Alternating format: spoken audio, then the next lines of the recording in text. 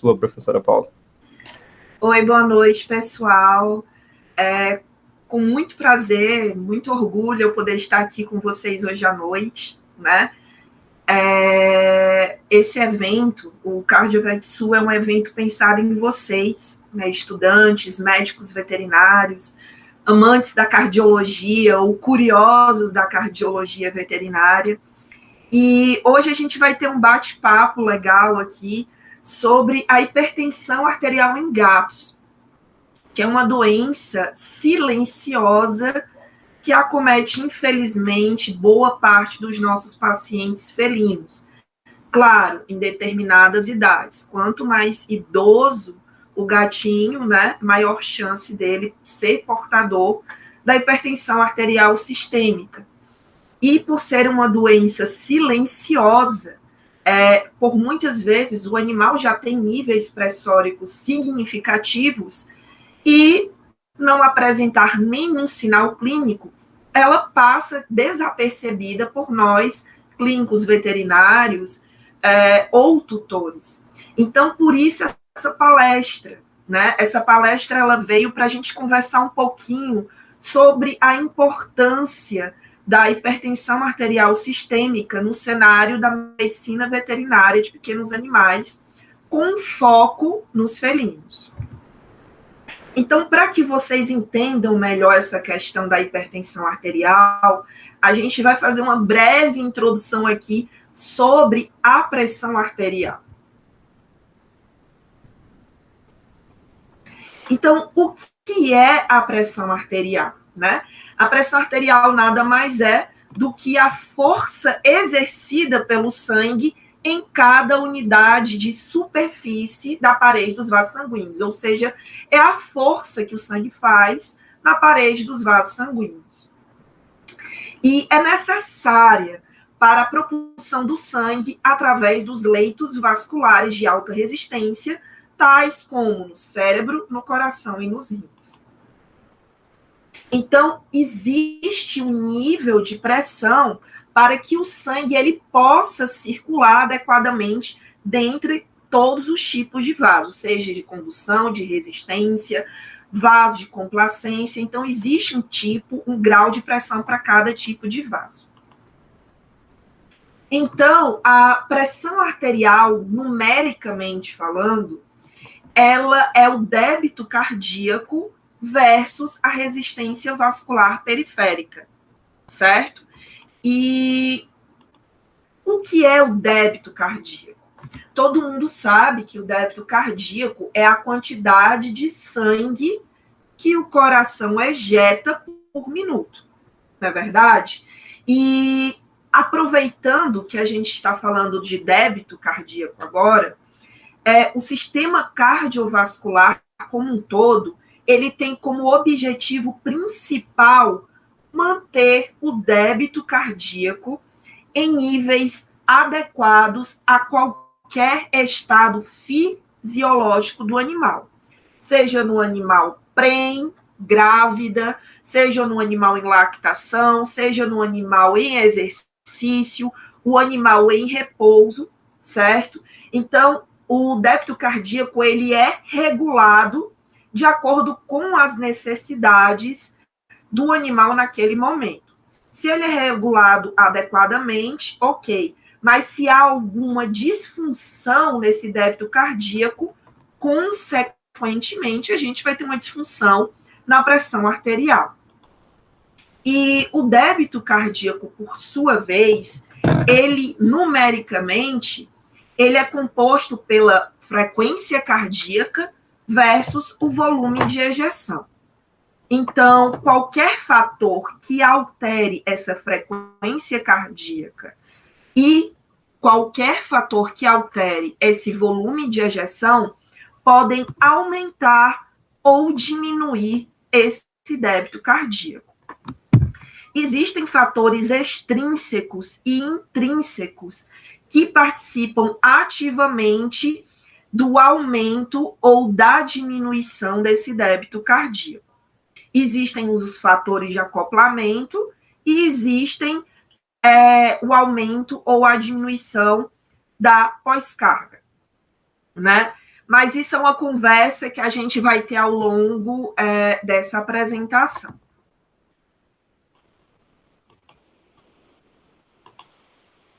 Então, a pressão arterial, como eu falei para vocês, ela é o débito cardíaco versus a resistência vascular periférica. Então, a gente pode traduzir essa pressão arterial em frequência cardíaca versus volume de ejeção versus resistência vascular periférica. Então, qualquer elemento ou doença que altere frequência cardíaca para mais ou para menos, volume de ejeção para mais ou para menos, e a resistência vascular para mais ou para menos, vai alterar consequentemente a pressão arterial, aumentando-a ou diminuindo-a. A pressão arterial, ela pode ser expressa em pressão sistólica, que é a maior pressão que ocorre em cada ejeção sanguínea, em pressão diastólica, que é a pressão mais baixa obtida logo antes da próxima ejeção sanguínea. Ela também pode ser expressa por pressão arterial média,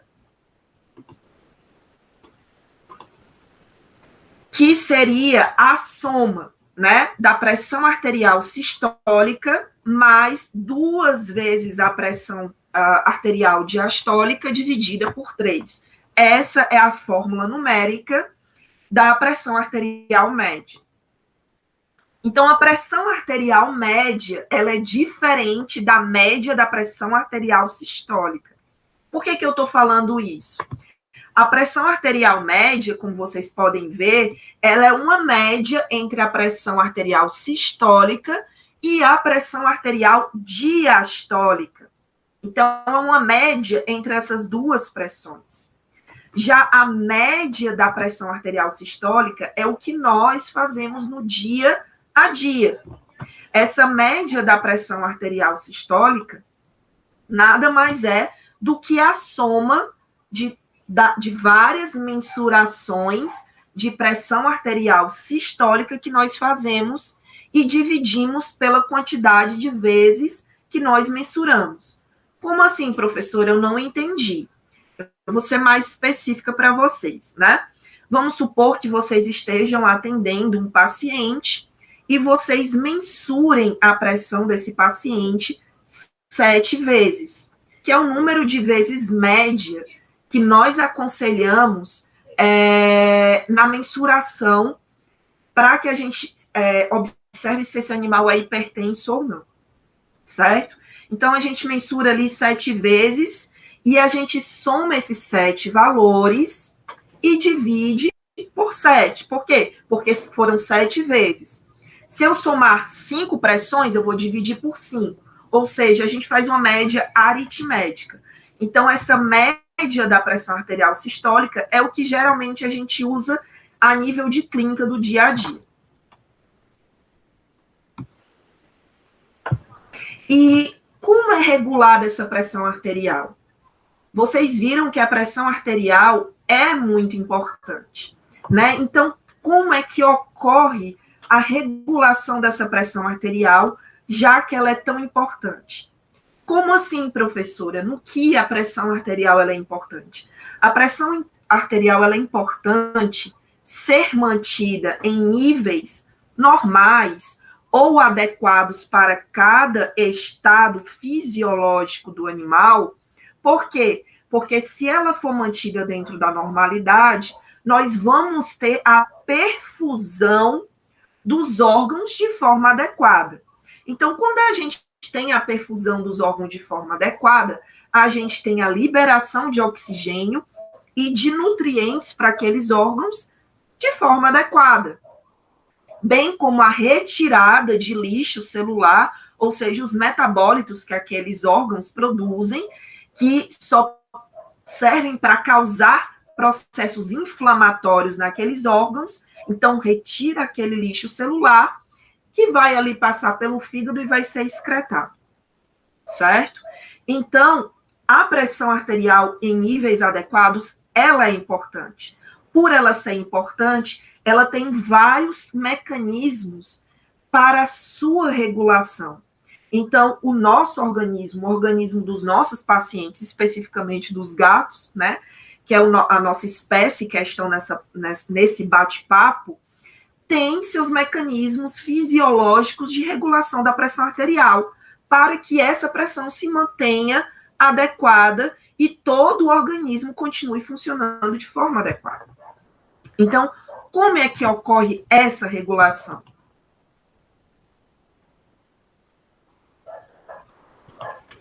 A regulação da pressão arterial, ela é feita de duas formas.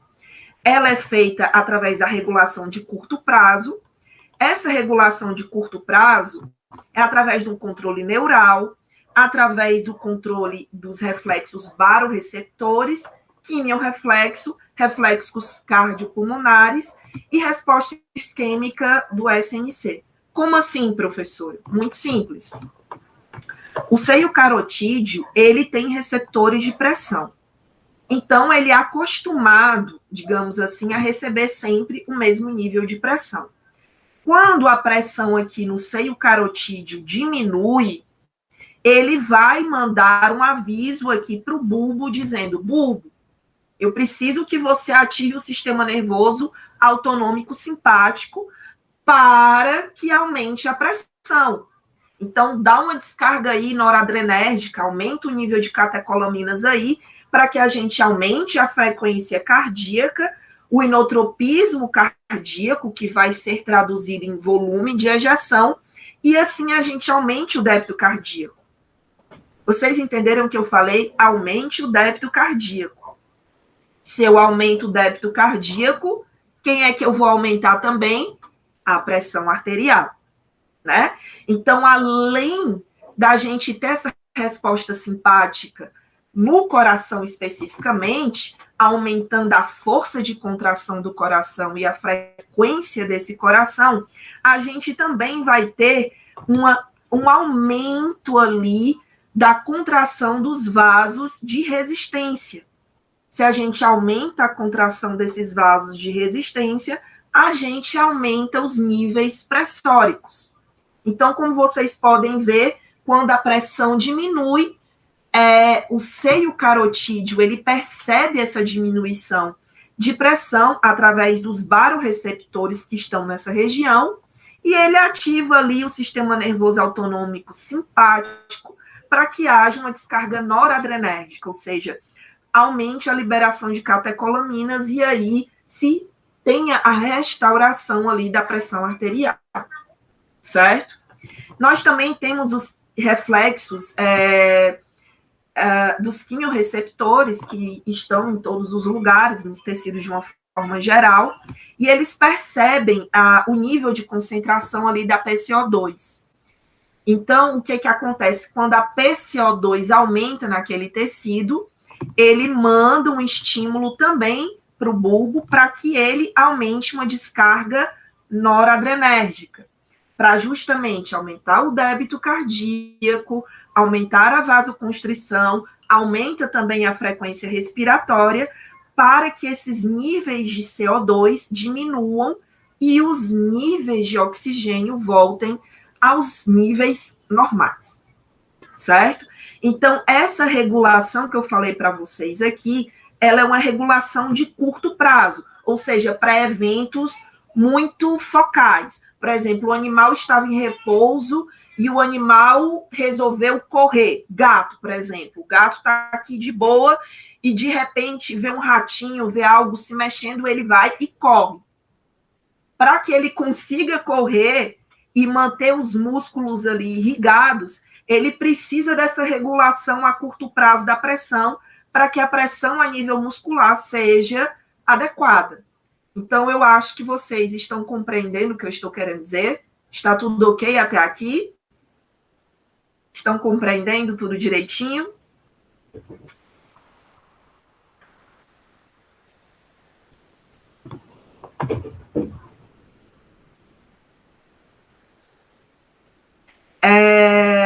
Se vocês tiverem alguma dúvida, vocês fiquem à vontade em perguntar. E nós temos outro tipo de regulação, que é a regulação a longo prazo, né?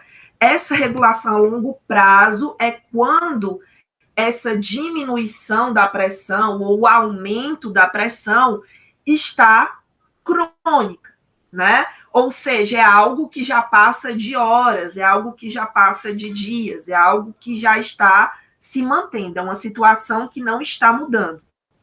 E aí, nessa regulação a longo prazo, a gente tem o envolvimento já do sistema renal, né? Então, o sistema renal, ele faz com que haja a liberação do hormônio, aliás, desculpa, o sistema renal, ele ativa o sistema renina, angiotensina, aldosterona, né? Sendo que a angiotensina 2 é um potente vasoconstritor, a liberação do hormônio antidiurético, né?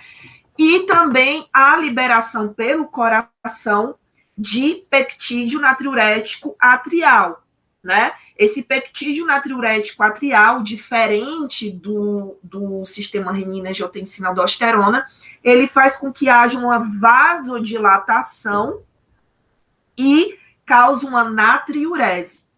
Então, a gente fica um sistema tentando manter a pressão em níveis baixos e um sistema tentando manter a pressão em níveis elevados.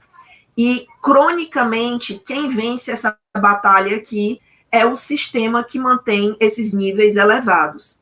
É tanto que, se essa pressão não se normalizar, essa injúria que levou essa pressão a aumentar ou diminuir cronicamente, vai levar a um aumento dessa regulação a longo prazo, que vai ocasionar a hipertensão arterial.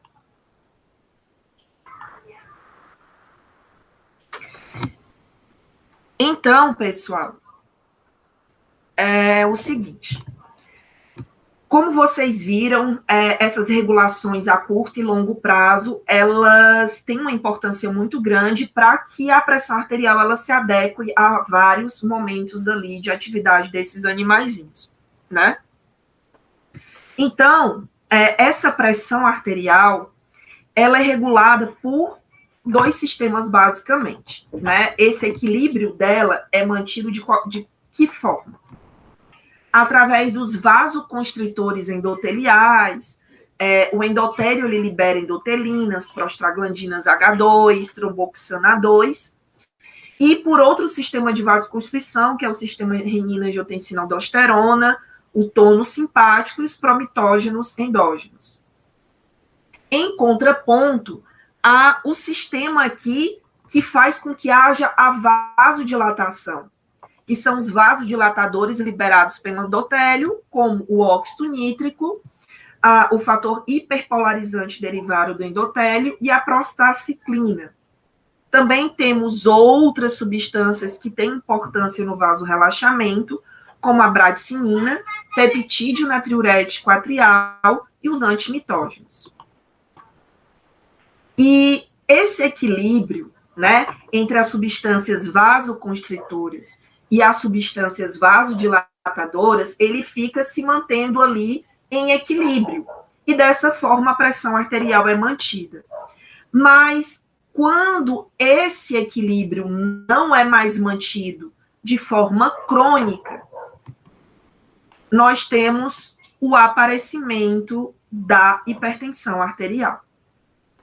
Ok? Então, o que é a hipertensão arterial? Ela é uma condição clínica que resulta em níveis pressóricos cronicamente elevados, resultantes de uma incapacidade de regulação da pressão arterial em níveis basais, como eu falei para vocês anteriormente. Então, quando não há uma regulação adequada dessa pressão arterial a níveis basais, cronicamente, nós temos o aparecimento da hipertensão arterial. E como que a gente pode classificar essa hipertensão arterial? A classificação da hipertensão arterial, atualmente, é classificada em 3 tipos, certo? A hipertensão arterial situacional, a hipertensão arterial secundária e a hipertensão arterial idiopática. Sendo que nos nossos pacientes felinos, a hipertensão arterial secundária é a que ocorre mais. Cerca de 80% da hipertensão que ocorre em felinos é a hipertensão arterial sistêmica secundária. Ou seja, vocês estão vendo que esse tipo de hipertensão, ele é muito importante na clínica médica de pequenos animais, porque é o tipo de hipertensão que mais ocorre nos nossos pacientes felinos. Mas antes da gente falar sobre esse tipo de hipertensão que mais ocorre em felinos, em cerca de 80% dos casos de hipertensão arterial, a gente vai falar um pouquinho dos outros tipos de hipertensão. Então, agora a gente vai falar da hipertensão arterial situacional. O que é essa hipertensão arterial situacional? Como o próprio nome diz, é uma hipertensão que ocorre de acordo com a situação. Como assim, professor? Eu não estou entendendo. Ela ocorre em situações de manejo inadequado, num manejo que acaba estressando o animal. Então, é uma situação ali que causou estresse. Não necessariamente o animal é estressado 24 horas por dia, mas naquele momento ele se estressou por causa de um manejo inadequado, ou no caso dos gatos, porque sentiu o cheiro de cães, por exemplo, ou sentir o cheiro de alguma substância que ele não é confortável para ele. Enfim, existem N motivos que pode levar a um estresse de um gato num ambiente hospitalar, por exemplo. Né? Então, de acordo com Belil, né, em 1999, ele falou que esse estresse em ambiente clínico ele pode aumentar em até 30 milímetros de mercúrio o valor da pressão arterial sistólica. Então, é muita coisa, pessoal. 30 milímetros de mercúrio é muita coisa. A gente pode pensar que um animal é hipertenso sem que realmente ele seja hipertenso. Por quê? Porque essa hipertensão que a gente vê é uma hipertensão situacional. Está acontecendo só naquele momento. Se esse animal for para casa e for mensurada novamente a pressão dele, a pressão vai dar normal, certo? Então, para que a gente evite esses erros de pressão, dessa pressão poder aumentar até 30 milímetros de mercúrio, é muito importante que a gente saiba como realizar de forma adequada essa aferição da pressão arterial nos gatos, né? Então, é muito importante que, quando a gente trata de um paciente felino, a gente vá para um lugar tranquilo, né? Silencioso, a gente deixe o animal se aclimatar, ou seja, a gente pode deixar o animal solto naquele consultório, né, para que ele possa conhecer melhor o ambiente, ele se acostumar com o veterinário, se é um veterinário que ele nunca viu na vida, ele sentir o cheiro do veterinário, ele se acostumar mais um pouco com aquele veterinário, para que depois disso tudo seja aferida a pressão arterial. Então, a gente tem que esperar um período para que a gente faça a aferição desse paciente, porque senão é muito possível que a pressão ela seja aumentada por uma situação, ou seja, uma hipertensão arterial situacional. Então, pessoal, outro ponto muito importante é que é muito importante que a gente afira a pressão desse paciente antes de começar o exame clínico, certo? Porque no exame clínico a gente vai fazer todo um manejo desse paciente. Então, antes da gente começar o exame clínico e antes de exames complementares, como, por exemplo, coleta de sangue, ultrassom, ecodoppler, eletro. Então, antes de todos esses exames que vão levar um nível de estresse a esse animal, é muito importante que a gente, depois que o animal já estiver aclimatado, a gente afira a pressão desse animal, certo? Outro problema que pode causar um erro pressórico na medida dessa pressão desses animais são aparelhos descalibrados, certo? Então, é muito importante que seja regularmente feita a calibração desses aparelhos que são utilizados para a mensuração da pressão desses animais, para que não dê falsos resultados, nem falsos positivos, ou seja, que não dê resultados onde o animal tem um aumento da pressão ou diminuição da pressão, mas que sejam resultados fidedignos. Então, esses aparelhos, eles têm que ser calibrados, certo? Sempre. Outro ponto muito importante que pode levar também ao aparecimento da hipertensão arterial situacional é a utilização inadequada dos cuffs. O que é cuff, professora? São os manguitos. Então, a utilização errada dos manguitos é muito, muito importante. Se você usar o manguito de forma errada, você vai aumentar ou diminuir a pressão daquele animal. Não nele, mas no aparelho, certo? Então, se você usa um cuff maior do que o recomendado, é muito possível que você possa gerar valores baixos de pressão. Então, às vezes, o animal tem a pressão normal ou até uma pressão anormal, ou seja, o animal pode ser até hipertenso, mas você está usando um cuff maior do que o recomendado. Obviamente que esse cuff não vai se adaptar ali no bracinho ou na cauda daquele animal e não vai conseguir mensurar a pressão de forma adequada. Da mesma forma que se nós utilizarmos um cuff menor do que o recomendado, a gente pode ter ali valores falsamente aumentados. Então, a gente pode ter ali um valor, tipo, a pressão até 140, um valor de 170, por exemplo. Então, a gente vai deduzir que o animal é hipertenso, sendo que ele não é hipertenso, sendo que o problema foi o cuff que nós utilizamos errado. Então, o que eu estou querendo dizer com isso? Fazendo um resumo de tudo que eu falei até agora sobre hipertensão situacional. É um tipo de hipertensão que ocorre no dia a dia da clínica, que nós temos que estar preparados para fazer o manejo adequado do diagnóstico da pressão desses animais de forma adequada. Ou seja, sempre que nós formos mensurar a pressão desses animais, nós mensurarmos em um ambiente calmo, tranquilo, deixar o animal se aclimatar, se acostumar com a nossa presença. Nós podemos mensurar a pressão até no colo do tutor, se for o caso, se o animal ficar mais tranquilo dessa forma.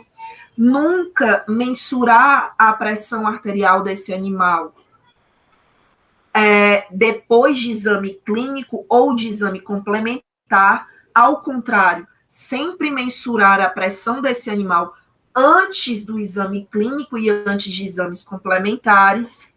Muita atenção sempre que for usar o aparelho que vai mensurar a pressão, se ele está calibrado, para que não dê resultados errados. E muita atenção também na hora de escolher o cuff que vai ser utilizado na mensuração daquele paciente, para que não dê resultados falsamente baixos ou falsamente aumentados. Então, essa hipertensão, professora, precisa de tratamento? Não. Obviamente não, porque na hipertensão situacional o animal, ele não é hipertenso. Ele teve um aumento do valor da pressão devido a todos esses fatores que eu falei para vocês. Certo? Eu estou vendo aqui que vocês estão perguntando, a Daiane falou assim, professora, eu tenho muita dificuldade em aferir pelo Doppler. Qual seria a forma correta? Como saber se o cuff está correto? A gente vai falar sobre isso já, tá certo, Daiane? A gente vai falar isso na parte de diagnóstico. Então, quando chegar na parte diagnóstica, eu vou falar um pouco sobre isso. E se você ainda tiver dúvida, pergunte novamente, certo? Bem, continuando. A gente falou da hipertensão arterial situacional. Agora a gente vai falar um pouco sobre outro tipo de hipertensão que ocorre nos nossos pacientes felinos, que é a hipertensão arterial sistêmica idiopática, né? Então, no caso da hipertensão arterial sistêmica idiopática, ela pode ocorrer sem sinais de outras doenças pré-existentes, certo? Cerca de 20% dos felinos podem ser acometidos. No entanto, esse valor de 20% dos felinos serem acometidos pode ser um valor superestimado. Professora, como assim? Na hipertensão arterial sistêmica idiopática, é quando a gente não encontra um motivo para aquele animal ter aquela hipertensão. Quando a gente descarta uma doença de base e a gente descarta o outro tipo de hipertensão, que é a situacional. Então, quando a gente descarta a hipertensão arterial situacional e a hipertensão arterial secundária, aí a gente tem a hipertensão idiopática. Só que nem sempre na clínica que nós trabalhamos, que vocês trabalham, existem todos os exames disponíveis para que a gente possa excluir todas as doenças de base que podem levar à hipertensão arterial. Então, nem sempre a gente vai conseguir excluir todas as doenças de base possíveis que podem ocasionar a uma hipertensão arterial sistêmica. Então, nem sempre a gente vai chegar a gente vai poder dizer que esse animal realmente tem uma hipertensão idiopática. Por isso que ela é o tipo de hipertensão mais rara, certo? Porque ela é muito difícil de ocorrer, tá certo? O diagnóstico da hipertensão idiopática, ele pode ser baseado no aumento da pressão sistólica e da pressão diastólica, da pressão arterial sistólica e da pressão arterial diastólica, certo? Acima de 150 milímetros de mercúrio e 95 milímetros de mercúrio, respectivamente. Associado a lesões em órgãos-alvo, quando outras doenças forem descartadas. Professora, eu não entendi. A gente diz que um animal ele tem hipertensão arterial idiopática quando a pressão dele sistólica está acima de 150 e a diastólica acima de 95. Ele tem a presença de lesão em órgãos-alvo, a gente vai já falar sobre isso, e não tem nenhuma outra doença de base. Aí sim a gente pode dizer que esse animal tem hipertensão arterial sistêmica idiopática. E, finalmente, a gente vai falar do terceiro tipo de hipertensão arterial nos pacientes felinos, que é a hipertensão arterial secundária, que é a mais comum, que acomete 80% dos felinos, certo? Ela ocorre quando o paciente apresenta níveis elevados de pressão devido a doenças pré-existentes, a fármacos, ou seja, ele está fazendo uso de glicocorticoides, eritropoetina, anti-inflamatórios, toxinas, drogas ilícitas de abuso, né? Então, assim, não só doenças, mas de substâncias ali que ele utilizou e que aumentou a pressão. Professora, que substâncias são essas? Existem toxinas que fazem com que haja um aumento da pressão arterial desses pacientes. Por exemplo, toxinas encontradas em veneno de serpentes, né, da peçonha de algumas serpentes, como da Crotalus, ou seja, da cascavel, da Botrops, né? Existem algumas substâncias que são que aumentam a vasoconstrição dentro dessas peçonhas.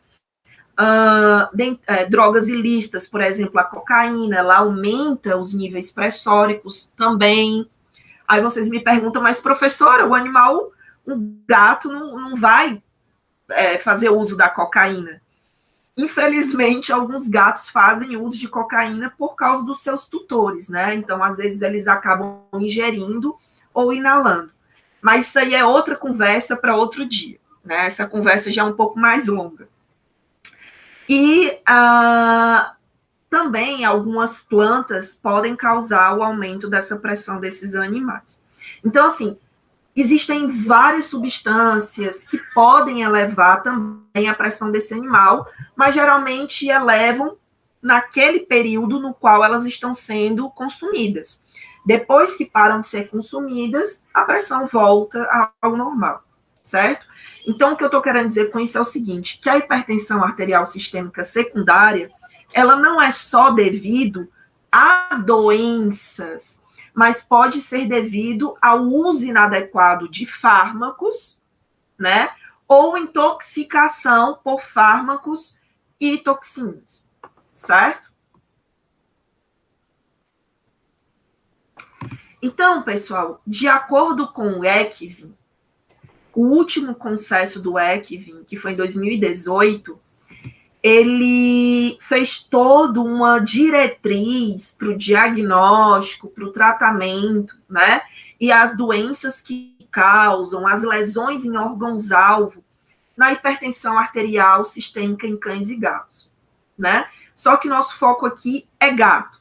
Então, o que a gente utilizou hoje para esse bate-papo aqui foi justamente o último consenso da ECVIM, né, de 2018. Então, todas as informações que eu vou passar para vocês, boa parte delas foram retiradas desse artigo. Então, óbvio que eu fiz um apanhado geral dessas informações, mas se vocês quiserem mais detalhes, vocês consigam esse artigo, baixem esse artigo para uma leitura melhor e para que vocês aprendam melhor sobre isso. Então, de acordo com a ECVIM, né, na hipertensão secundária, nós temos várias causas. Existem muitas causas que não caberiam aqui nessa tabela, certo? Mas as principais causas correlacionadas aos pacientes felinos são a doença renal crônica, certo?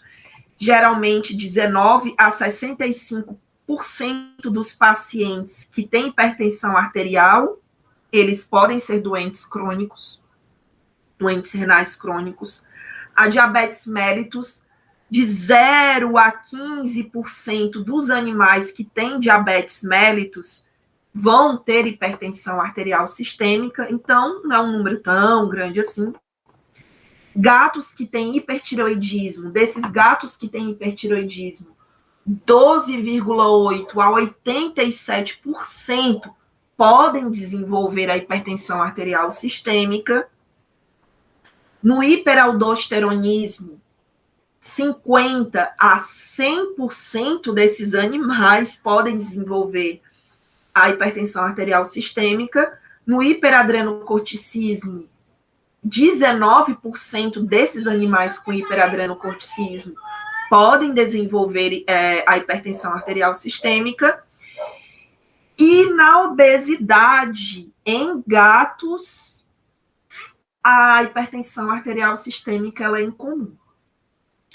Aí vocês me perguntam, mas como, professora, se no ser humano existem vários estudos mostrando que o ser humano obeso, ele tem grandes chances de ser hipertenso? Sim, nos seres humanos, a obesidade ela está bem correlacionada à hipertensão por vários outros fatores, né? Mas a obesidade por si só, ela pode causar hipertensão? Pode causar hipertensão, sim. Mas, geralmente, a obesidade ela está correlacionada a outras doenças, como, por exemplo, diabetes mellitus, como, por exemplo, hiperadrenocorticismo, né? Então, no caso, a obesidade, ela geralmente não é a causa primária, mas é apenas uma causa secundária de outra doença de base, certo? E essa doença de base que vai causar a hipertensão arterial sistêmica no nosso paciente felino. Depois que eu falei um pouquinho para vocês sobre os 3 tipos de hipertensão arterial situacional, hipertensão arterial secundária, a hipertensão arterial idiopática, a gente vai falar sobre a fisiopatogenia da hipertensão arterial. no caso, voltada para a fisiopatogenia da hipertensão arterial de forma secundária, certo? Então, a função sistólica ou diastólica, né, quando aumentada cronicamente ou diminuída, ela vai causar ativação do sistema nervoso autonômico simpático. Essa ativação crônica do sistema nervoso autonômico simpático vai aumentar essa função sistólica e causar uma disfunção diastólica, ou seja, uma dificuldade ali de dilatação desse coração. E aí, esse problema, né, vai ocasionar uma ativação do sistema renina-angiotensina-aldosterona e também da ativação o aumento da resistência vascular periférica, frequência cardíaca e inotropismo cardíaco. Esse aumento da ativação excessiva do sistema renina-angiotensina-aldosterona vai causar hipertrofia da musculatura lisa vascular, ou seja, os vasos literalmente vão ficar hipertrofiados. Se os vasos ficam hipertrofiados, a luz desses vasos, que é por onde passa o sangue, vai ficar menor, ou seja, a perfusão para os órgãos vai ser inadequada, né? E aí tem o aumento da vasoconstrição arteriolar, tem o aumento da volemia também devido à ativação excessiva do sistema renina-angiotensina-aldosterona, devido à aldosterona. Tudo isso aqui vai levar à disfunção endotelial. Essa disfunção endotelial é muito, muito importante, pessoal. E eu vou dar uma parada para vocês para falar um pouquinho sobre a disfunção endotelial, certo? Quando o endotélio, que é um órgão muito importante na regulação da pressão arterial, tanto dos seres humanos quanto dos animais, quando esse endotélio ele sofre injúria, ele deixa de ser responsivo à acetilcolina produzida e liberada pelo sistema nervoso autonômico parasimpático. É dessa forma que o sistema parasimpático causa a vasodilatação, certo? Através de receptores no endotélio. Então, no endotélio, há a produção de substâncias, como óxido nítrico, fator hiperpolarizante do endotélio e prostaciclinas. Quando esse endotélio ele sofre uma injúria, ele diminui a produção dessas substâncias vasodilatadoras. E aí, o que acontece? Ele deixa de ser responsivo à acetilcolina, ou seja, deixa de ser responsivo à atividade parasimpática, para de liberar essas substâncias vasoativas, e aí a gente tem a disfunção endotelial, né? E essa disfunção endotelial, ela vai tornar os vasos pouco responsivos aos mecanismos de vasorrelaxamento que ainda existem ali no organismo do animal. E especificamente nos vasos que a gente chama de vasóvasos, que são pequenos vasos que nutrem grandes vasos, esses pequenos vasos, os vasóvasos, eles vão sofrer essa disfunção endotelial. Aí vocês me perguntam, mas professora, e daí se ele sofre de disfunção endotelial, o que isso vai causar no grande vaso? Isso vai causar um problema muito grande no vaso maior. Como assim? Se o vaso vasórum, certo, ele está com disfunção endotelial, ele não vai ter o seu relaxamento adequado. Se ele não tem o seu relaxamento adequado, o aporte de sangue que chega para ele é um aporte de sangue inadequado. E o que é que tem no sangue? Oxigênio e nutrientes. E o que é que esse vaso vasório está levando para vasos de maior calibre? nutrientes e oxigênio. Então, se esse vaso vasórum ele não está conseguindo ser perfundido por causa da disfunção endotelial, ele também não vai conseguir perfundir os grandes vasos e grandes artérias, certo? Grandes artérias, veias e etc. Se elas não estão recebendo oxigênio e nutriente, elas vão conseguir funcionar de forma adequada? Não. Elas também não vão conseguir funcionar de forma adequada.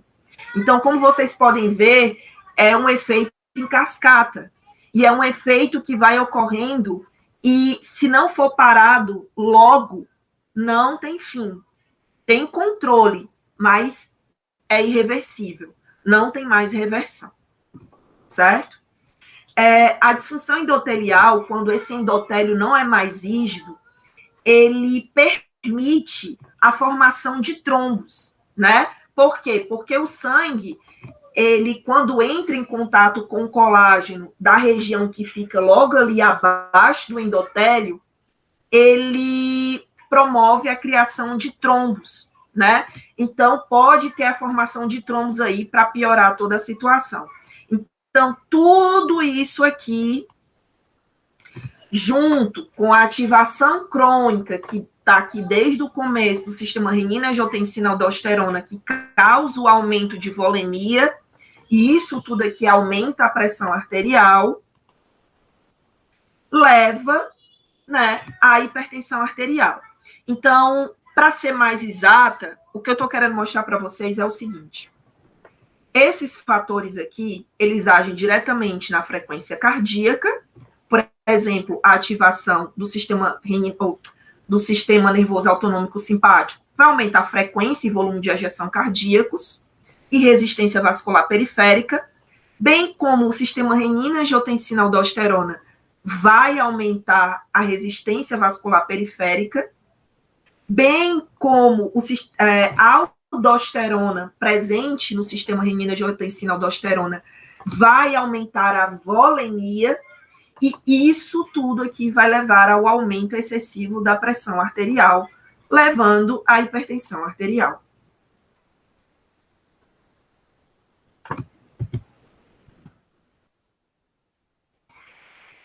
Então, pessoal,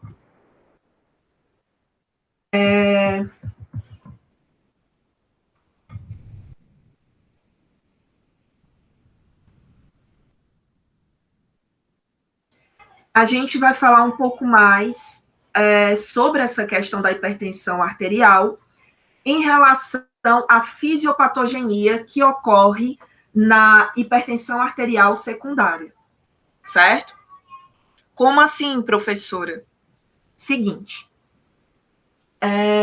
algumas doenças de base, como eu falei para vocês, podem elevar os níveis da pressão arterial, podem causar essa hipertensão arterial. E é justamente isso que a gente vai falar agora. Então, a gente vai começar pela doença renal crônica, que, como vocês viram, é uma das causas mais comuns de hipertensão arterial sistêmica em gatos.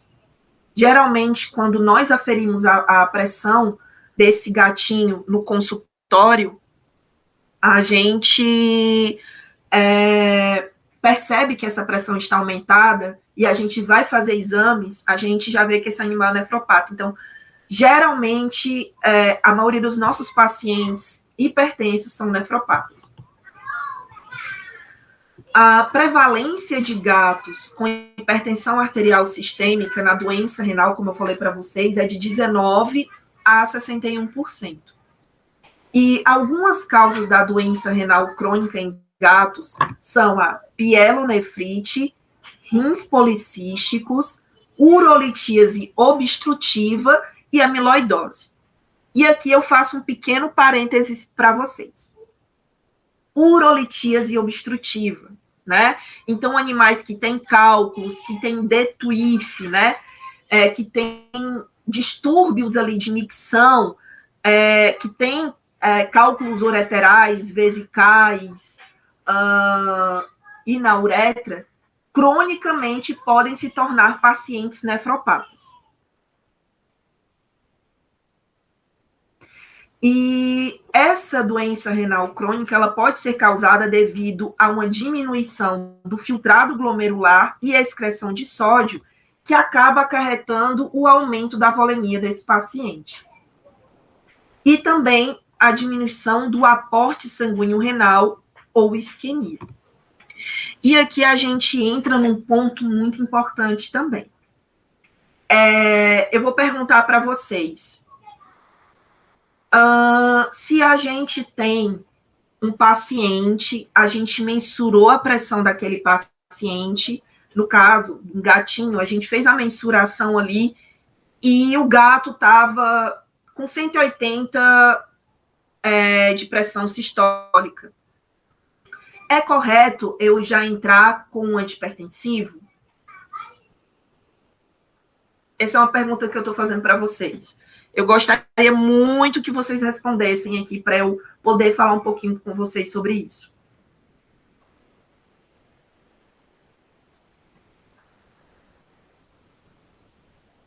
E aí, pessoal, o que é que vocês me dizem?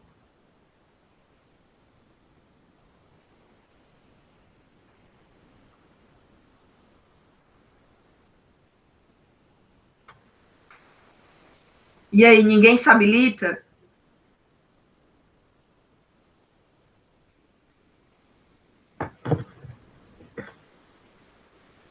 Pessoal, por que eu fiz essa pergunta para vocês? A Maiara falou não. Muito bem, Maiara. Vamos ver os nãos aqui, né? Raquel, Luísa, não. Muitas pessoas falando não. Isso é muito importante. Gente, quando nós mensuramos a pressão do nosso paciente e ela dá 180, né? Primeiro, a gente tem que saber se não é uma hipertensão ali situacional, se não é toda a situação que está promovendo aquilo ali. Segundo, a gente tem que fazer exames complementares para saber se esse animal tem uma causa de base. Para depois a gente saber qual o antihipertensivo que a gente vai utilizar. Mas, fora isso tudo que eu acabei de falar para vocês, tem outro ponto muito importante. Sabe qual é? Quando o antihipertensivo ele é utilizado de forma inadequada, ele vai causar isso aqui, ó. Diminuição do aporte sanguíneo no rim, levando a isquemia naquele rim. E aí isso pode levar a uma insuficiência renal aguda no paciente. Então, se você utiliza o antihipertensivo de forma inadequada, e não só o antihipertensivo em si, mas na dose inadequada, geralmente em doses maiores do que o animal necessita, você pode causar uma insuficiência renal aguda nesse paciente devido à diminuição do aporte renal desse paciente. E em relação à insuficiência renal aguda, ela tem sido documentada em 58,7% dos gatos, né? E interessante que ela não foi relacionada ao grau, né, de lesão renal aguda ou creatinina sérica.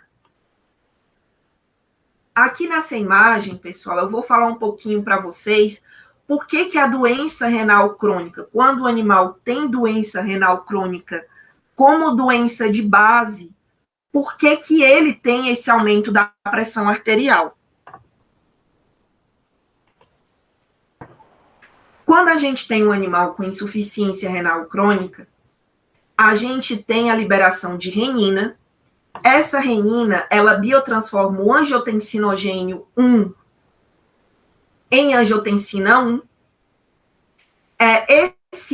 Essa angiotensina 1, ela é biotransformada pela ECA em angiotensina 2. Essa angiotensina 2, ela tem um papel muito, muito importante. Ela vai causar uma ativação do sistema nervoso autonômico, ou seja, vai aumentar a atividade simpática, vai aumentar a reabsorção tubular de sódio e de cloro, certo? E vai aumentar a excreção de água, a excreção de potássio e vai aumentar a retenção de água, ou seja, vai aumentar a volemia. a angiotensina por si só já causa esse aumento da volemia, certo? A aldosterona também, ela vai colaborar para essa reabsorção de água, e também essa angiotensina 2, ela vai causar uma vasoconstrição diretamente nos vasos de resistência, aumentando a pressão sanguínea. E também vai ativar o hormônio antidiurético. Então, isso tudo vai ser uma cascata que vai aumentar a pressão desse paciente. No hipertiroidismo, a gente vai ter uma prevalência de 25% até 87% dos gatos com hipertensão sistólica ou diastólica. E não há uma associação entre a prevalência de hipertensão e a gravidade do hipertiroidismo. Ou seja, o hipertiroidismo pode estar muito grave, mas não necessariamente a pressão está tão aumentada.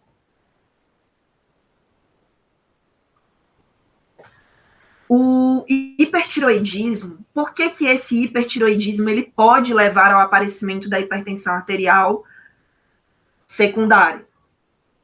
Porque no hipertiroidismo, a gente tem um aumento da taxa metabólica basal, tem um aumento da sensibilidade às catecolaminas, ou seja, um aumento da sensibilidade ali da norepinefrina, noradrenalina, nos receptores beta, e isso faz com que a gente tenha um aumento do cronotropismo e inotropismo cardíaco, certo? E o aumento da pressão. Já na diabetes mellitus, né, como eu falei para vocês, ela pode levar ao aparecimento da hipertensão arterial, mas não tanto como as outras doenças que eu acabei de citar. Então, na diabetes mellitus, um grande estudo epidemiológico de gatos com hipertensão revelou que 2,1% desses gatos tinham um diagnóstico concomitante de diabetes mellitus, embora outras doenças concomitantes possam não ter sido totalmente excluídas. Então, como vocês podem ver, a diabetes mellitus, ela tem uma baixa prevalência dos animais que têm diabetes mellitus, tem uma baixa prevalência de hipertensão arterial sistêmica. No entanto, ainda é prudente verificar periodicamente se há hipertensão no paciente diabético, ou seja, se você tem um paciente diabético, é muito importante que você fique realizando periodicamente a mensuração desse paciente para verificar se ele teve um aumento, se ele está hipertenso ou não. Então, como é que a diabetes pode levar ao aparecimento da hipertensão arterial sistêmica? Na diabetes, nós temos uma diminuição da produção do óxido nítrico, que é um importante vasorrelaxante, e dessa forma a gente tem a disfunção endotelial que eu já falei para vocês. E na diabetes mellitus, a gente tem um aumento da volemia, através de um aumento da glicose no sangue. Então, esses dois fatores colaboram para o aumento da pressão. E também na diabetes mellitus, a gente pode ter o aparecimento de neuropatias. E essas neuropatias, elas podem levar também ao aumento da hipertensão arterial. Bem como as nefropatias também, que podem estar presentes nos animais diabéticos. Gente, eu já falei de algumas doenças para vocês que podem levar ao aparecimento da hipertensão arterial. E a gente vai falar de mais 3 doenças que podem levar ao aparecimento dessa hipertensão arterial, ou seja, doenças de base que podem levar à hipertensão arterial. O hiperaldosteronismo, ele não é uma doença comum. Raramente a gente consegue diagnosticar algum gato com hiperaldosteronismo, né? No entanto, a gente pode suspeitar do hiperaldosteronismo, principalmente se a hipertensão desse paciente for combinada com hipocalemia ou com sinais de fraqueza nos membros posteriores ou ventroflexão cervical, aquele animal que fica literalmente caído, certo? Então, o hiperaldosteronismo, ele causa a hipertensão arterial justamente porque ele aumenta a reabsorção de sódio. Essa reabsorção de sódio aumenta a volemia. Essa reabsorção de sódio causa a hipocalemia e leva à poliomiopatia, que é justamente essa ventroflexão, essa fraqueza muscular nesses animais acometidos. E aí, para terminar, essas doenças de causa de base, a gente vai falar um pouco sobre o hiperadrenocorticismo e o feocromocitoma. No hiperadrenocorticismo, a gente tem o quê? Um aumento da produção das catecolaminas, e essas catecolaminas, elas vão agir nos receptores alfa e beta, aumentando a resistência vascular periférica e aumentando o cronotropismo e o inotropismo cardíacos, né? Vale lembrar para vocês que o hiperadrenocorticismo, ele causa hipertensão, mas não é uma das causas mais comuns de hipertensão, assim como o feocromocitoma. E depois que eu falei de todas essas causas de base para vocês, quais são as complicações que a hipertensão arterial pode causar nos órgãos desses animaizinhos? Ou seja, a gente descobriu como é que esse animal ele pode adquirir secundariamente essa hipertensão arterial, mas beleza, esse animal ele está com hipertensão arterial, mas quais são os malefícios que essa hipertensão arterial pode causar no paciente? Essa hipertensão arterial, ela pode levar danos em todos os órgãos do animal, obviamente. Mas existem órgãos que são chamados órgãos-alvo, que são os alvos principais, que são os órgãos primariamente os que primeiro a gente observa essas lesões causadas pela hipertensão arterial sistêmica. E esses órgãos-alvo, eles estão em risco devido à presença de um rico suprimento de sangue arteriolar ou por meio de aumentos sustentados na resistência vascular sistêmica. E o dano ocorre com a perda de mecanismos autorregulatórios, ou seja, nesses órgãos-alvo, eles têm mecanismos autorregulatórios ali que regulam o sangue que entra neles. Só que, cronicamente, quando a pressão está aumentada, quando o paciente ele tem hipertensão arterial, esses mecanismos autorregulatórios, eles são perdidos. E, assim, há um aumento pressórico nesses órgãos-alvo, levando às suas lesões. E os órgãos-alvo são coração, o rim que causa a doença, também é o rim que pode sofrer a doença, né? Os olhos e o sistema nervoso. Então, a gente vai falar um pouquinho aqui sobre as lesões nesses órgãos-alvo, certo, pessoal? Bem, a gente vai começar a falar sobre lesões que ocorrem nos olhos, ok? Então, lesões oculares podem ocorrer principalmente nos vasos retinianos, que compartilham características fisiológicas muito semelhantes, tanto às microcirculações encefálicas quanto cardíacas.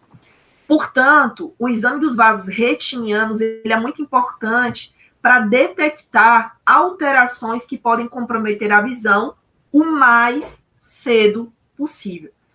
Professora, por que a senhora está falando isso? Às vezes, pessoal, no exame de rotina, uma fundoscopia, né, de olho, você percebe que tem ali um descolamento, algum problema retiniano. E aí você pode fazer uma busca ali por outras doenças que podem estar causando esse problema retiniano. Nesse consenso da ECVIM, em outro artigo também, que eu posso passar o nome para vocês depois, vem falando como é que a gente pode fazer na clínica, sem ser necessariamente um oftalmologista, um exame simples, né, para saber se esse animal tem algum problema retiniano.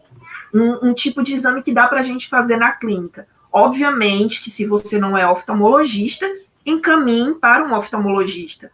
mas poderia ser um exame de triagem que poderia te ajudar ali no diagnóstico de problemas retinianos para que você possa encaminhar ali para um oftalmo.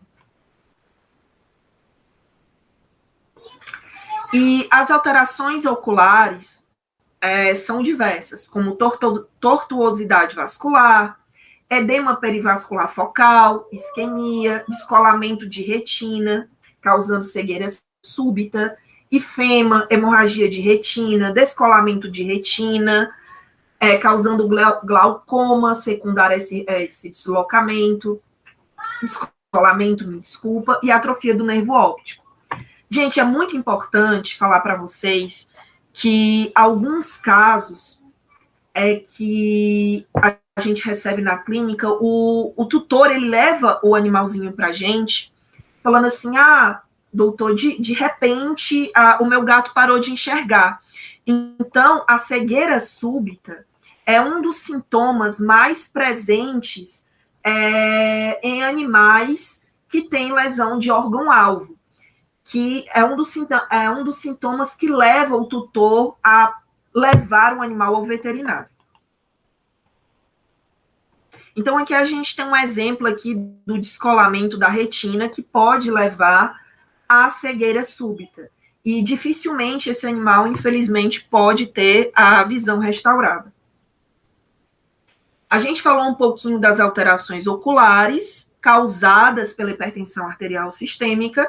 Agora a gente vai falar das alterações renais causadas pela hipertensão arterial sistêmica.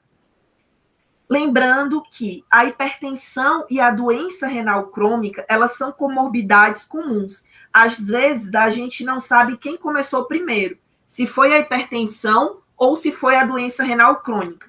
Como assim, professora? Às vezes, a gente não sabe se o animal ele tem uma hipertensão por outra causa e essa hipertensão levou à doença renal crônica. Certo? E às vezes a gente não sabe se foi uma doença renal crônica que levou a esse aumento da pressão. Às vezes a gente nunca vai saber quem levou quem a ter hipertensão. E aproximadamente 60% dos gatos com doença renal crônica são hipertensos. E a hipertensão arterial, pessoal, em gatos, ela está muito associada com proteinúria. Então, quando a gente faz ali o UPC e vê que esse animal ele tem proteinúria, vamos aferir a pressão desse paciente. Porque, às vezes, a gente faz de rotina o UPC e aí percebe que esse animal é proteinúrico. Se você vê proteína na urina desse animal, vamos aferir a pressão, porque ele pode ser um animal hipertenso. E uma pressão arterial média muito mais alta está associada com a glomerulosclerose, né, que ela é a esclerose das células mesangiais ali, do glomérulo, e a arteriosclerose hiperplásica, que é o aumento ali da proliferação de células musculares lisas ali, diminuindo a luz dos vasos sanguíneos, que pioram ainda mais a lesão renal. E a magnitude da proteinúria, ela é um fator prognóstico de pacientes portadores de doença renal crônica, ou seja, essa proteinúria, ela nos ajuda a estadiar o paciente, certo? Em relação à doença renal crônica. As alterações renais que a gente pode ver em um paciente hipertenso é degeneração tubular, fibrose intersticial e hipertensão glomerular. Então, aqui a gente tem 2 rins. Um rim normal e um rim que está sofrendo aqui de hipertensão, um rim com nefroesclerose, certo? Nessa imagem aqui, nós temos um rim que perdeu a relação córtico-medular, ou seja, é um rim aqui de um paciente que, se possível, já seria encaminhado para fazer diálise peritoneal ou hemodiálise, certo? Então, é um paciente aqui, quando perde a relação córtico-medular, é um paciente que a gente prolongar a vida a gente não consegue, mas a gente consegue ali dar pelo menos uma qualidade de vida. Esse se torna o objetivo do tratamento.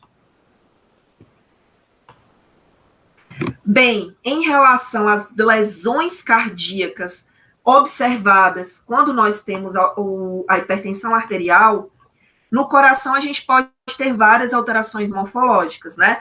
Como aumento da parede livre ventricular esquerda, aumento da espessura também do septo interventricular e diminuição, isso aqui é uma câmara normal, diminuição da câmara ventricular esquerda, como vocês podem ver. Isso aqui a gente vê muito no fenótipo de cardiopatia hipertrófica felina ou na própria cardiopatia hipertrófica felina. Aqui é outra imagem mostrando também essa hipertrofia, tanto do ventricular esquerda quanto do septo interventricular. E outras alterações cardíacas, que são geralmente provenientes aqui dessa hipertrofia concêntrica, devido a esse aumento pressórico constante, a gente também pode observar nesses animais arritmias, fibrose miocárdica, e também a gente pode observar no eco ou exames pós-mortem dilatação aórtica, aneurismas, dissecção aórtica, né, nesses pacientes que têm hipertensão arterial sistêmica. E a longo prazo, essa hipertensão arterial sistêmica, por levar a essa mudança na morfologia cardíaca, pode levar à insuficiência cardíaca congestiva. Em relação às alterações vasculares, nós podemos ter a hipertrofia do músculo liso vascular, devido ao aumento do cálcio citosólico, vasoespasmos, lesão na túnica íntima induzida pela arteriosclerose, danificando ainda mais aquela artéria. Lembrando, pessoal, que se a gente tem um dano vascular, esse vaso danificado, ele não vai conseguir nutrir outros vasos, outros órgãos. Então, na hipertensão arterial sistêmica, não é só os órgãos-alvo que vão sofrer. Os órgãos-alvo são os primeiros que sofrem. Mas os outros órgãos, como o fígado, pâncreas, baço, qualquer outro órgão, inclusive a pele, também vão sofrer com a hipertensão arterial, certo? E, se não tratada, vai ocorrer uma falência múltipla de todos esses órgãos. E aqui a gente tem uma imagem bem interessante, mostrando um vaso normal e um vaso aqui que tem arteriosclerose e tem aumento da musculatura lisa vascular, diminuindo aqui o fluxo sanguíneo. Ou seja, se eu tenho uma diminuição do fluxo sanguíneo, eu tenho uma diminuição da perfusão dos órgãos-alvo e dos demais órgãos, ou seja, eu tenho um déficit de nutrientes e oxigênio para manter as funções adequadas daqueles órgãos.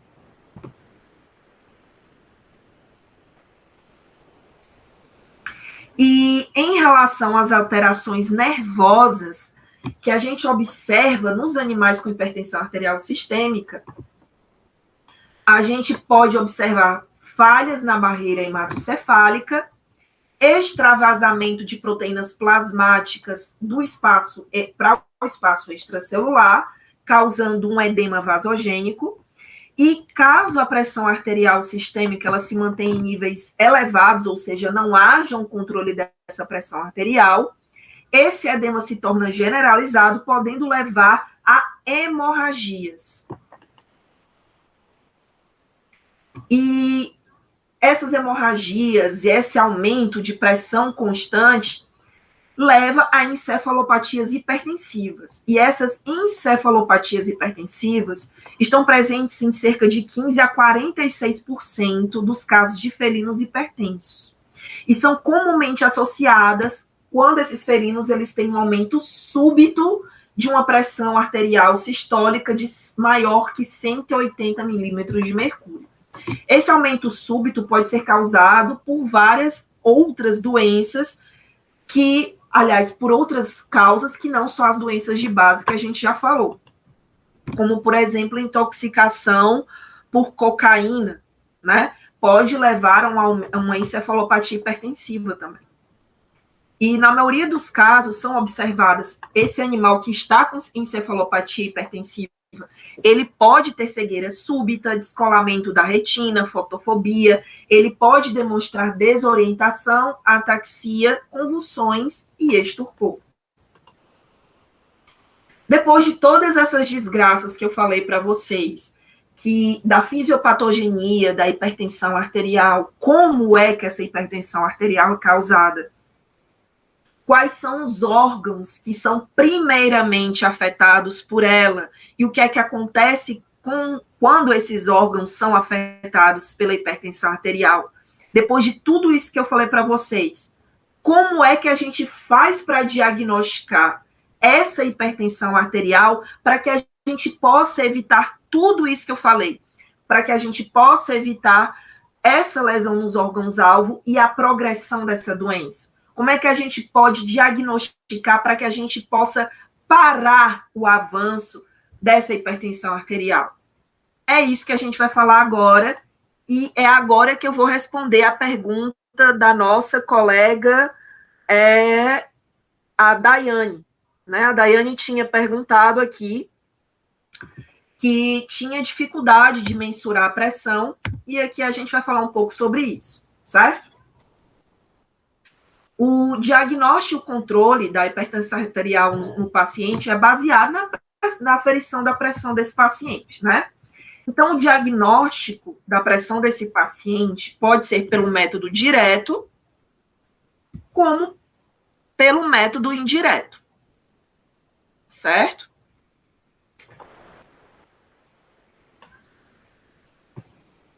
O método direto, ele com certeza é um método mais fidedigno e ele geralmente é realizado em pacientes críticos cirúrgicos, ou seja, ele é realizado em um ambiente cirúrgico.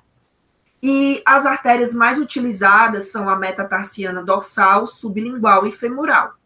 Só que existem problemas derivados do uso, né, dessas artérias como fonte de pressão ali invasiva, como formação de hematomas, possíveis infecções, e também pode ocorrer uma falsa elevação da pressão arterial secundária à liberação de catecolaminas derivadas da dor. Então, se não tiver feito uma analgesia daquele paciente de forma adequada, mesmo por forma invasiva, a gente pode ter um aumento dessa pressão sem que o animal seja hipertenso. Aqui nós temos imagens de como pode ser realizado um método direto, um método invasivo de pressão arterial. E agora a gente vai falar um pouco sobre o método indireto. O método indireto é o método que a gente utiliza no dia a dia. Ele é bem mais prático, não é doloroso e geralmente os pacientes não precisam ser sedados. Os aparelhos que são utilizados no dia a dia, Doppler, plethysmografia e oscilometria. Desses aqui, o que a gente mais utiliza no dia a dia é o Doppler e a oscilometria. Os locais mais utilizados para a aferição é a artéria coxígea e a artéria digital palmar, além da artéria plantar medial. Só que, assim, em cães se usa muito a digital palmar, mas em gatos a gente usa bastante a coxígea, porque estressa menos o gato. E a gente pode, como vocês podem ver aqui, eu acredito, geralmente eu faço através da coxígea, eu acho bem mais tranquilo para mensurar nos felinos através da coxígea. Nós temos, na rotina da clínica, o Doppler, como vocês estão vendo aqui, só que assim, honestamente, o Doppler ele é excelente, mas ele é muito bom para a aferição da pressão sistólica, mas ele é muito pobre na questão da aferição da pressão diastólica, e a pressão diastólica também é importante. E eu no meu dia a dia, eu prefiro usar o método oscilométrico, porque o método oscilométrico me mostra tanto a pressão sistólica quanto a diastólica, além da pressão média, né? Lembrando que tanto se você usa o Doppler, como se você usa o método oscilométrico, é muito importante você fazer 5 a 7 medidas, descartar as medidas mais discrepantes e fazer um somatório das medidas mais parecidas, né? E aí você faz uma média aritmética, vamos supor, você aferiu 8 vezes a pressão do paciente. A primeira vez e a segunda foram pressões muito discrepantes, porque o animal estava estressado. Depois o animal se acalmou, e aí você considera essas outras pressões, que ficam muito mais similares uma à outra, e faz o somatório dessas pressões. Então, se você fez 8 aferições, mas 2 aferições ficaram muito fora da curva, vocês pegam as 6 restantes, somam e divide por 6. Esse é o resultado da pressão final, que você vai ter como base para saber se você vai precisar fazer um tratamento nesse animal antihipertensivo ou não.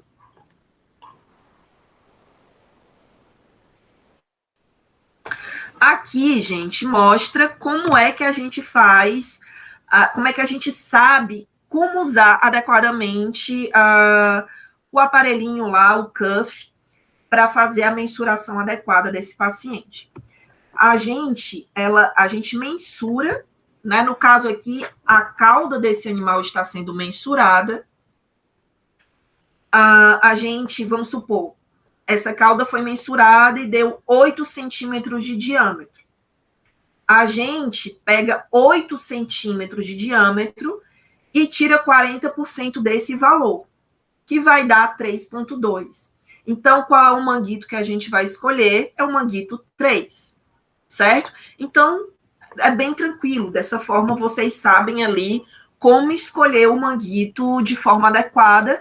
Lembrando que se você escolhe o manguito inadequado, você pode ter uma pressão aumentada ou diminuída que não condiz com a realidade. Então, é muito importante que vocês saibam qual manguito vão utilizar para aferir adequadamente a pressão daquele paciente.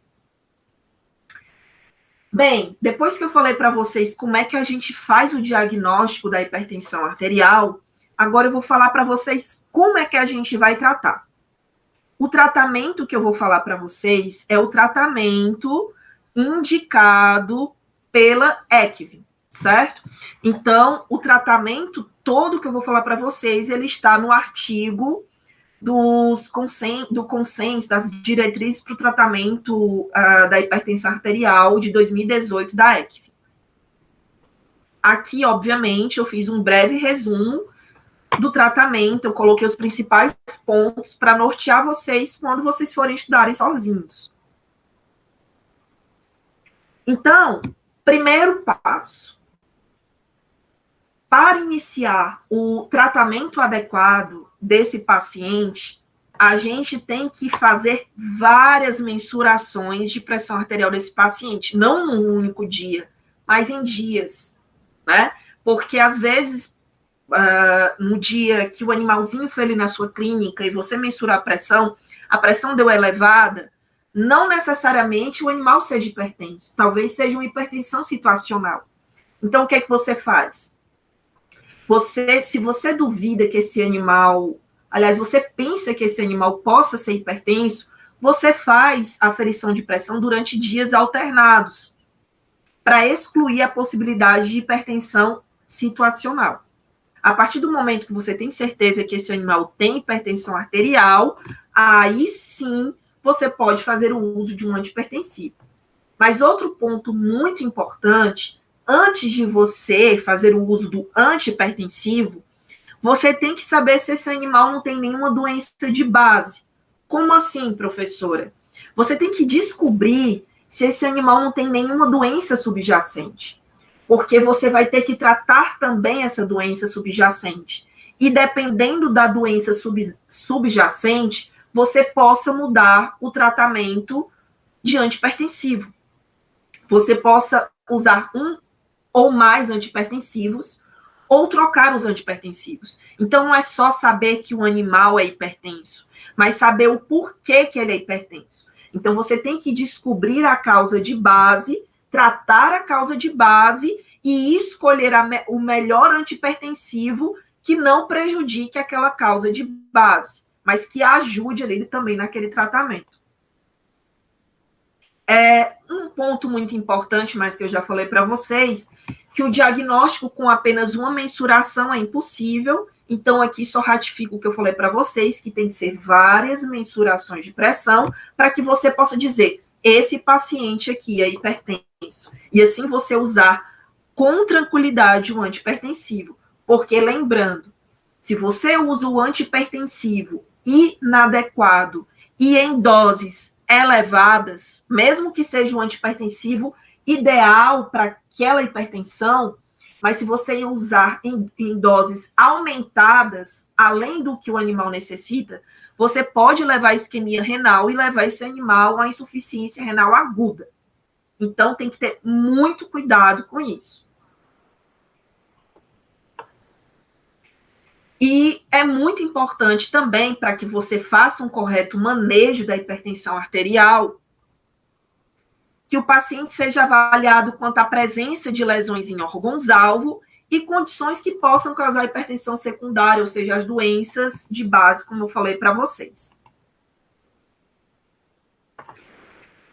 Em função da dificuldade de padronização, a ECVIM, ela fez essas diretrizes do tratamento, do diagnóstico, de toda uma base ali para você saber como lidar com o paciente hipertenso, né? Então, segundo esse consenso realizado em 2018, o manejo da hipertensão arterial em pequenos animais, especificamente aqui nos gatos, tem que se basear também nos riscos de desenvolvimento de lesões a órgãos-alvo.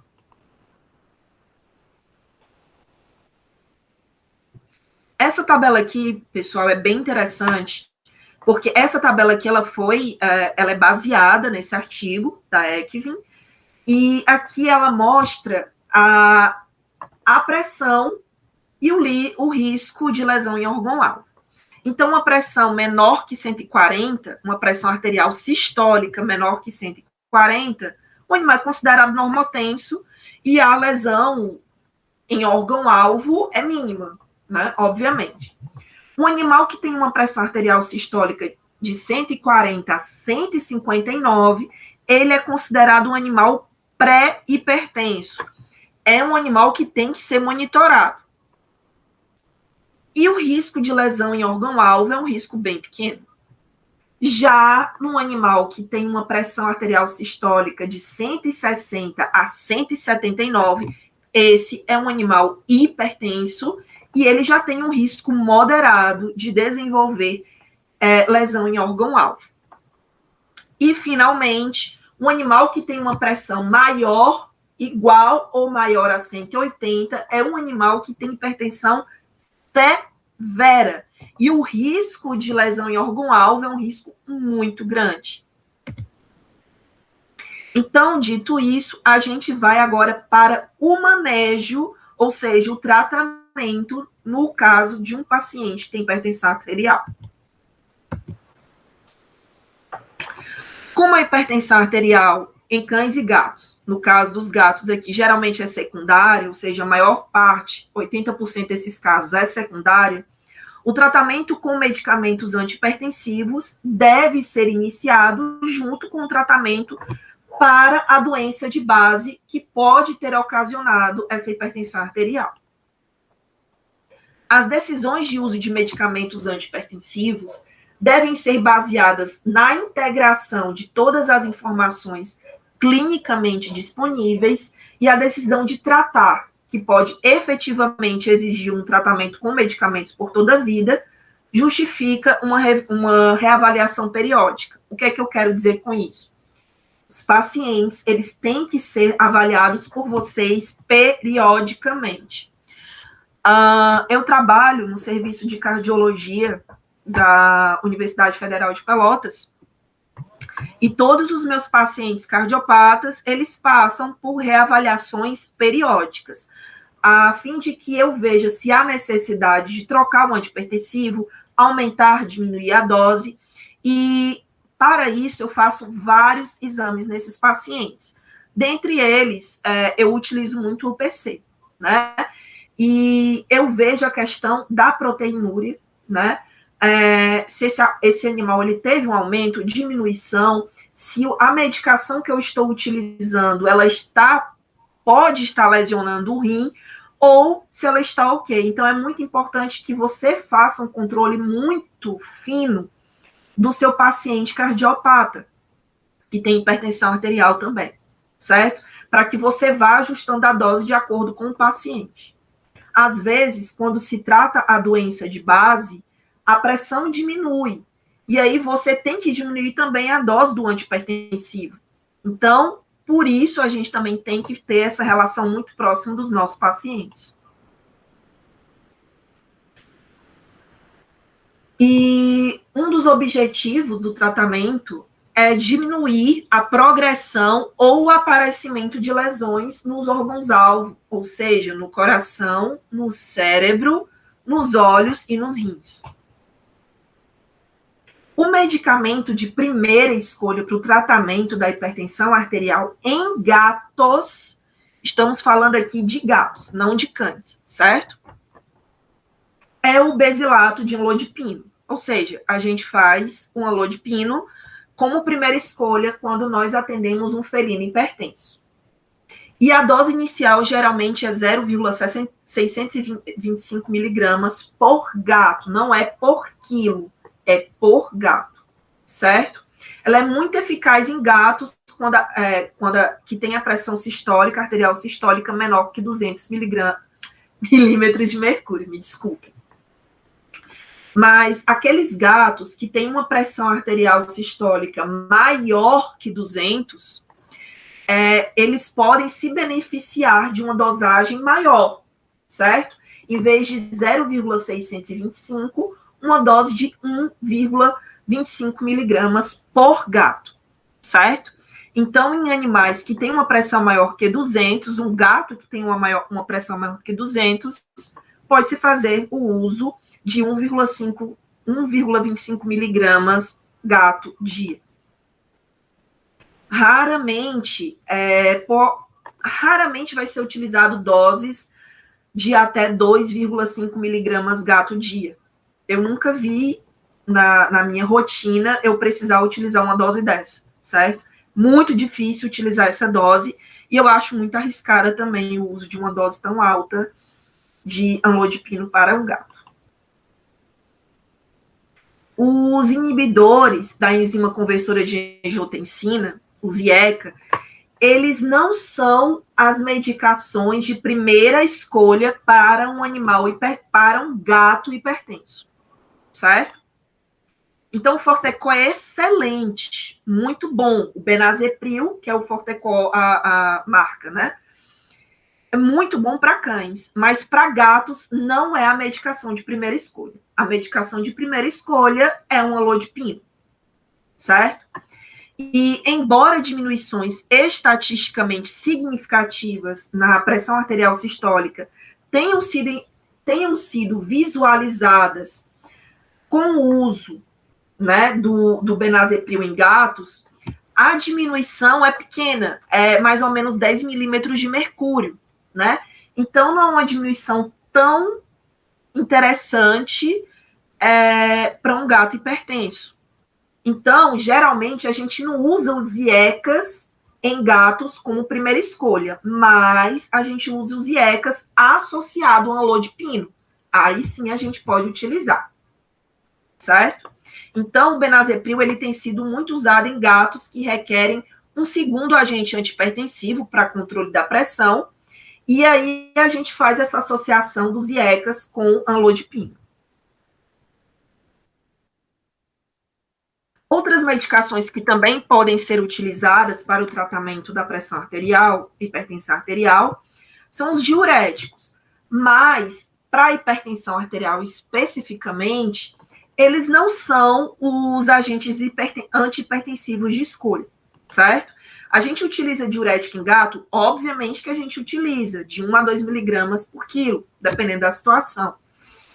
Mas a gente utiliza em casos de edema, em casos onde há uma sobrecarga de volume ali que cause um edema, por exemplo. Como antihipertensivo ali, não, certo?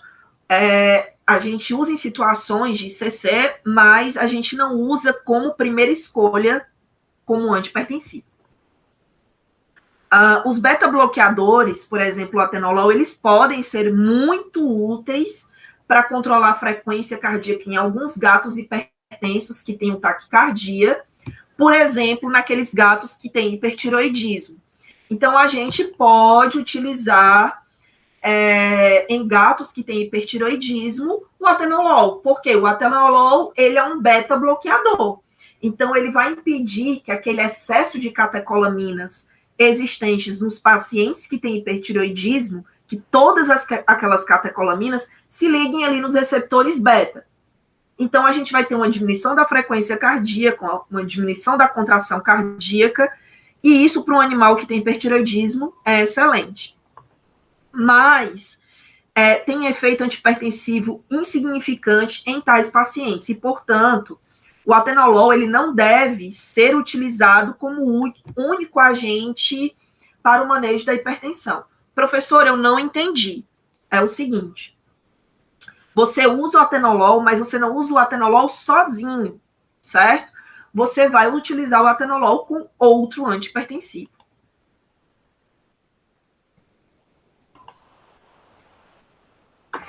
Para gatos com diagnóstico de hipertensão sistêmica e hipertiroidismo concomitantes, que não necessariamente sejam taquicárdicos, como no caso anterior, a gente pode fazer o uso da amlodipina, né, combinada com o tratamento do hipertiroidismo, que seria o metimazol, certo?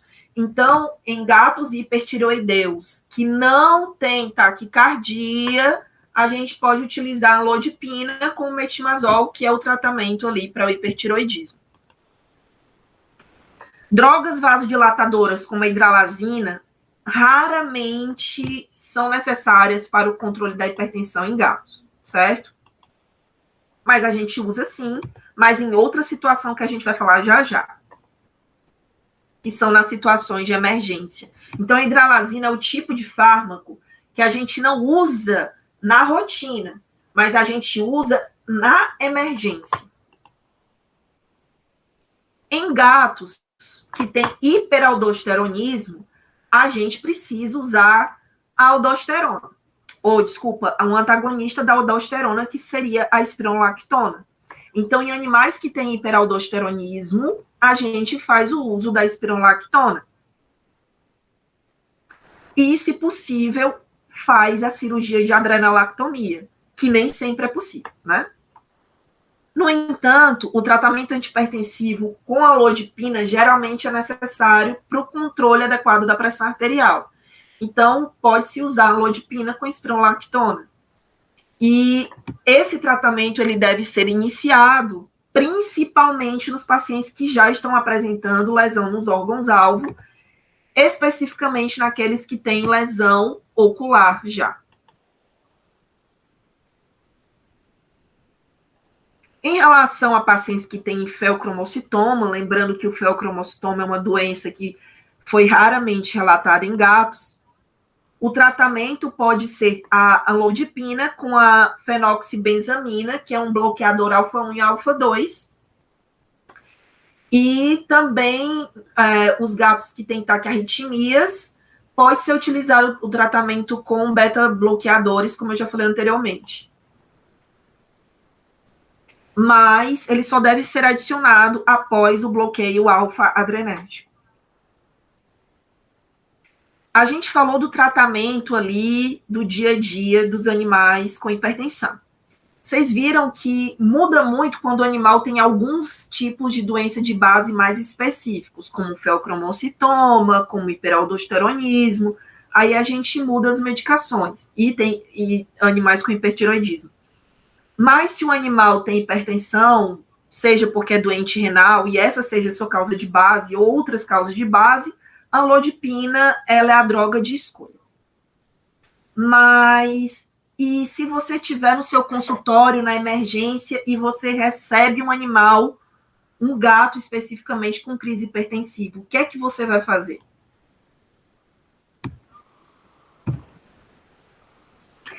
Na emergência, pessoal, o principal na emergência não é você colocar a pressão ali abruptamente a níveis normais. É você fazer uma diminuição ali da pressão arterial não abrupta, mas ir levando essa pressão arterial a diminuir gradualmente, certo?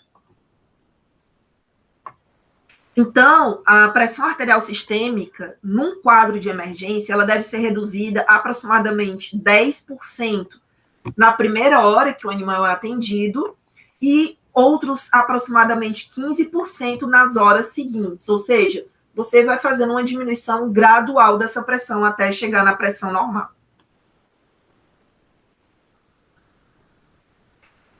Quando os aumentos acentuados na pressão arterial são acompanhados de sinais de lesão em órgão-alvo, o tratamento desses animais, obviamente, tem que ser imediato, para evitar a progressão a progressão da lesão naquele órgão-alvo. Então, tem que ser um tratamento imediato e agressivo. Quando eu digo agressivo, tem que ter cuidado com esse agressivo, né? Também não é uma coisa irresponsável, tem que ser feito com muita parcimônia. Isso é muito importante que eu vou falar para vocês agora, que não foram publicados ensaios clínicos de terapias e estratégias terapêuticas para crises hipertensivas agudas em cães e gatos. E as recomendações são extrapoladas das recomendações feitas para pacientes humanos. Então, o que eu quero dizer com isso? É que, infelizmente, na medicina veterinária, a gente não tem um protocolo ali específico para os nossos pacientes. A gente se adequou ao protocolo utilizado na medicina humana. E em gatos, quando a lesão em órgão-alvo se mostra, por exemplo, o animal ele tem uma lesão no olho, hemorragia retiniana ou descolamento, ifema, ou uma lesão neurológica, como, por exemplo, o animal chega em coma, diminuição, convulsões faciais generalizadas, focais, aí a gente tem que realmente agir de forma bem imediata para evitar que esse animal chegue a óbito e evitar que essas lesões sejam progressivas. Algumas vezes a gente consegue reverter essas lesões, reverter eu não digo, mas evitar que progrida mais. E em alguns casos, principalmente nos oculares, se não tiver um oftalmologista ali, um aparato oftalmológico, o animal ele pode realmente ficar cego. E por causa da necessidade de diminuições incrementais da pressão arterial sistêmica, o manejo agudo de emergências hipertensivas requer o tratamento parenteral, que pode ser titulado para efeito com início rápido e conclusão da ação. Então, as recomendações atuais, como eu falei para vocês, são extrapoladas ali da medicina humana. A gente tem uma medicação que eu nunca utilizei, né? Eu não tive acesso, que é o fenoldopam, que é um dos medicamentos parenterais mais viáveis no uso clínico veterinário, quando o veterinário ele tem à sua disposição. Ele é um agonista seletivo do receptor da dopamina 1, atualmente aprovado para uso em pacientes humanos hipertensos, né? Então, é um medicamento humano que a gente extrapola para a veterinária. Embora nenhum estudo veterinário deste medicamento seja disponível na hipertensão aguda em gatos, o fenoldopam parece ser seguro para o tratamento de lesão renal aguda em pacientes veterinários. Então, pela ação dele, agonista da dopamina 1, ele causa uma vasodilatação arterial renal, natriurese e aumento da taxa de filtração glomerular, né?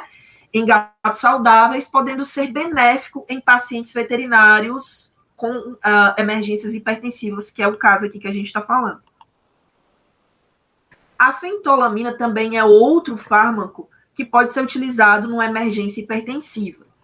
É uma droga bloqueadora alfa-adrenérgica competitiva de curta ação e tem sido usada com sucesso para controlar a hipertensão causada pelo feocromocitoma, certo? A dose de ataque é de 0,1 miligrama por quilo endovenosa, mas, assim, a fentolamina também não é o tipo de fármaco que a gente tem ali no dia a dia, infelizmente. E chega aqui a hidralazina, que eu falei para vocês, que não é o tipo de droga, de fármaco que a gente usa na rotina clínica, mas que a gente usa na emergência, né? De 1 a 2,5 miligramas por gato, não é por peso, é por gato, de forma subcutânea. Ela tem sido usada para tratar hipertensão aguda em pacientes pós-operatórios de transplante renal. Então, geralmente, se usa a hidralazina em pacientes que fizeram transplante renal, que não é uma realidade aqui para a gente ainda. Lembrando que esse artigo é americano, né? Então, é uma realidade para eles, mas para a gente ainda não é. A hidralazina ela também pode ser utilizada por via oral, na dose de 0,5 a 2 miligramas por quilo.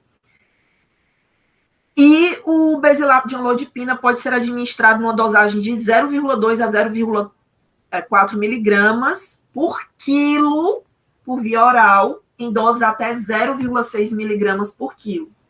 Agora tem que ter muito cuidado, né, para não baixar demais a pressão do animal e também levar a isquemia renal e lesão renal aguda.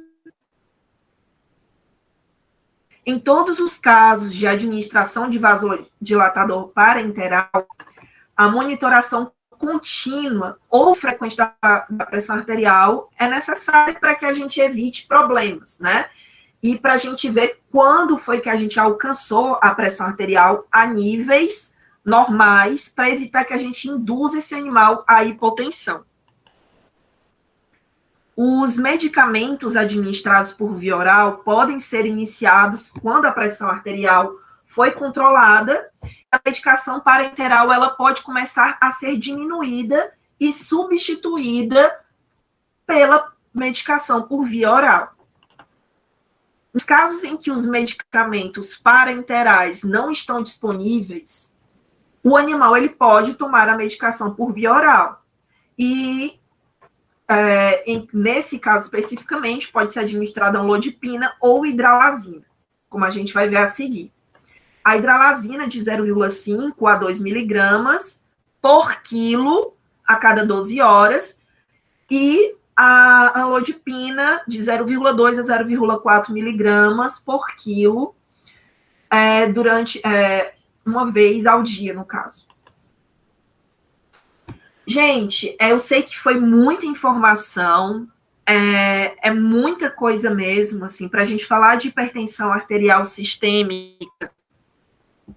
A gente tem que fazer um apanhado ali da fisiologia, da importância da pressão arterial, por que a pressão arterial tem que ser regulada, quais são os mecanismos de regulação, como é a fisiopatogenia da hipertensão arterial, qual é o diagnóstico, quais são as doenças de base. Então, são muitas as abordagens que a gente tem que fazer em uma só doença, né, que é a hipertensão arterial. Lembrando que essa doença é uma doença silenciosa, às vezes, na rotina clínica, vocês atendem animais hipertensos, às vezes com hipertensão leve, às vezes pré-hipertensos, e vocês não sabem. Então, o legal dessa palestra é dar a vocês uma base para que vocês possam procurar, por exemplo, esse artigo que eu utilizei como base da minha apresentação, para que vocês tenham uma leitura, para que vocês saibam, tenham uma noção ali do que procurar nesse artigo, para que vocês saibam como agir com um paciente numa crise hipertensiva ou num paciente de vocês que tem hipertensão. Mas, assim, eu recomendo sempre, se você é um clínico geral, sempre setorizar. Por exemplo, você é um clínico geral e você diagnostica hipertensão no paciente, o ideal é você encaminhar para um cardiologista. Se você desconfia que esse animal ele tem uma endocrinopatia como causa de base dessa hipertensão, encaminhe também para um endócrino. E aí fica um time legal de se trabalhar. Endócrino, cardio e você clínico geral. Então, assim, o legal da clínica veterinária é quando a gente consegue atuar com outros colegas, trocar informações e crescer juntos, certo? Então, era isso que eu tinha para conversar com vocês hoje. Eu agradeço bastante a atenção de vocês, aos que ficaram até agora me ouvindo, né? E eu estou à disposição de vocês para retirada de dúvidas. Aproveitando, eu faço parte, eu coordeno o grupo VetCor, o grupo Vetox, né? Que são grupos aqui da Universidade Federal de Pelotas. Nós trazemos conteúdos voltados para vocês e a gente sempre está disposto a ouvir vocês, os conteúdos que vocês querem que a gente traga. Então, assim, a gente sempre é aberto a sugestões. Falem conosco ali no nosso Insta, falem agora também aqui no YouTube, de temas que vocês gostariam que fossem abordados em palestras, né? A gente sempre faz palestras abertas ao público. E aí a gente pede a colaboração de vocês de temas, sugestões de temas para palestras, ou para os vídeos, ou artigos, enfim, certo? Então, novamente, muitíssimo obrigada pela atenção de vocês. Eu passo a palavra agora para o Matheus.